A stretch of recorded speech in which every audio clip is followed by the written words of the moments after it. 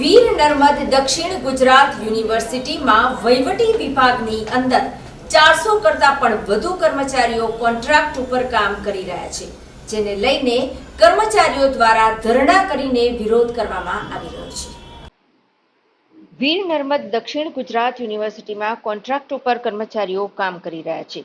આશ્ચર્યની વાત એ છે કે વીર નર્મદ દક્ષિણ ગુજરાત યુનિવર્સિટીની સ્થાપના 60 વર્ષ પહેલા થઈ હતી, ત્યારે વહીવટી વિભાગમાં 478 જેટલા કર્મચારીઓ કાયમી હતા, પરંતુ આજે માત્ર 75 જેટલા કર્મચારીઓ જ કાયમી છે.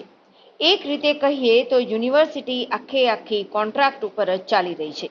વહીવટી વિભાગના લગભગ 90% સ્ટાફ કોન્ટ્રાક્ટ પર છે. યુનિવર્સિટીના કોન્ટ્રાક્ટના કર્મચારીઓને યુનિવર્સિટી દ્વારા એપ્રિલ મહિના સુધીનો કોન્ટ્રાક્ટ કરવામાં આવ્યો હતો. ત્યારબાદ તેમને ફરીથી 2 મહિના વધારીને એપ્રિલ અને 2 મહિનાનો કોન્ટ્રાક્ટ વધારી દેવામાં આવ્યો હતો.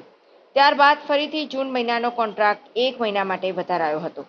યુનિવર્સિટીના કોન્ટ્રાક્ટના કર્મચારીઓ દ્વારા આજે વાઇસ ચાન્સેલરને રજૂઆત કરવામાં આવી હતી કે આ રીતે દર મહિને કોન્ટ્રાક્ટ વધારવાની પ્રથા સારી નથી. 11 મહિનાનો કરાર જે પહેલા કરવામાં આવતો હતો તે રીતે જ ફરીથી કરવામાં આવે તે જરૂરી છે. વાઇસ ચાન્સેલરને રજૂઆત કરી કે હવે પછી અગાઉ થતો હતો તેમ 11 મહિનાનો જ કોન્ટ્રાક્ટ કરી આપો.